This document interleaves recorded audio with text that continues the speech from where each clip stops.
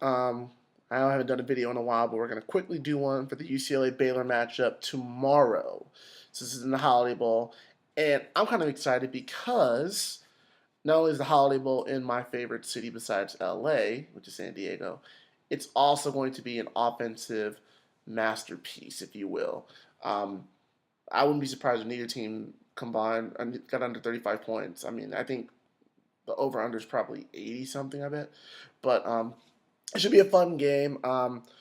Again, it's going to be an offensive masterpiece, I think. The big thing for UCLA, of course, is they don't have starting defensive back Tevin McDonald, who was suspended for the game for a variety of reasons. I've heard some rumors, but we're not going to get into rumors here. We're only into facts. And I think it's going to really hurt UCLA because their defensive backs are already suspect to the pass. You've heard me talk before about how I think a good quarterback can beat them. But at the same time, I don't know. I don't think UCLA is going to be in too much. Well, I'll get into that in a little bit, but it's a big loss for UCLA not having one of their senior leaders in Tevin McDonald. Basically, here's what I think UCLA needs to do to win this game. I don't know if you guys have heard there's a car screeching outside. Here's how UCLA can win this game. One, control the line of scrimmage, control time of possession. They need to really, really work in Jonathan Franklin to kind of just soften this defense up a little bit. The Baylor doesn't have a great defense, so I think they need to just pound the ball a little bit. Control that time of possession, so that way they can keep Baylor off the field.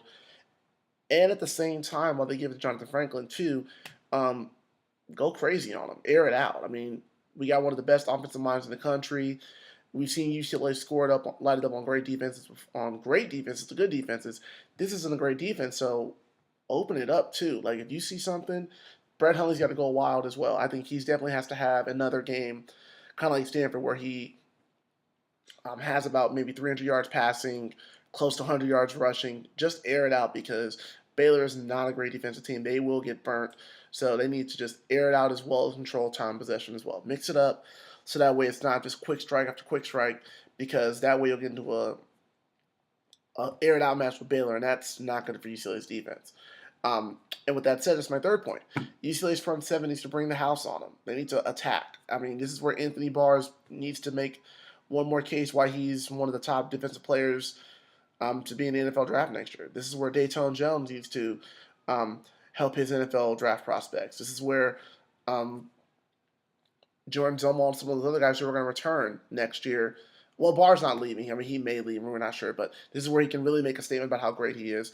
The front seven's got to bring it. Baylor is. I looked up some stuff on Baylor.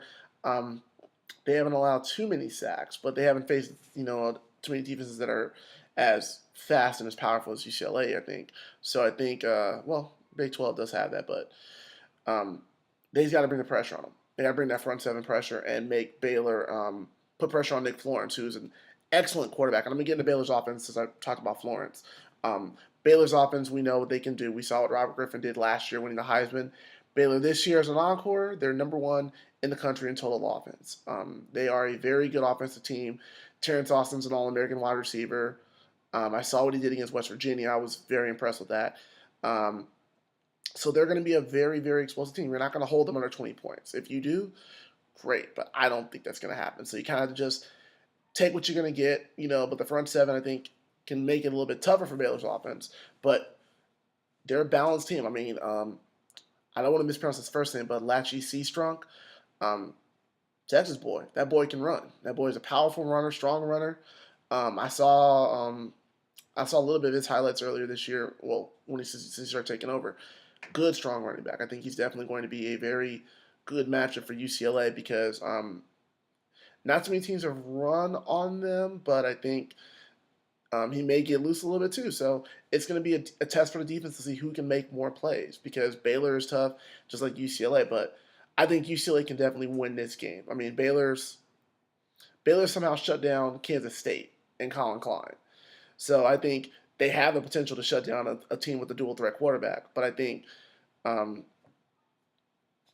got a little bit more experience. Well, I shouldn't say that because Colin Klein was a senior.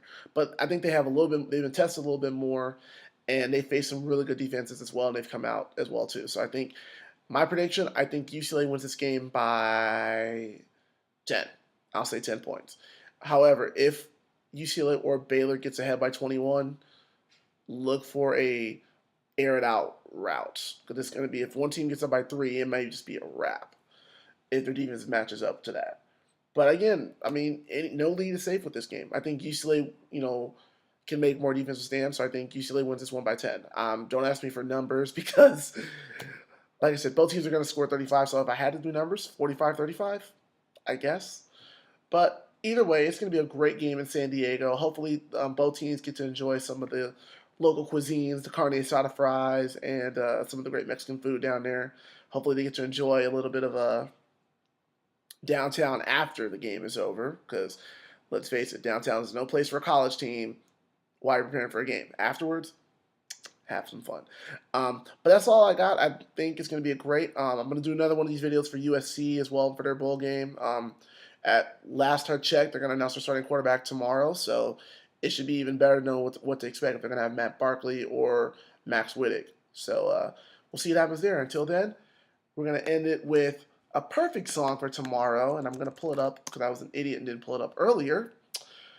A song that kind of summarizes what tomorrow's going to be about. Peace.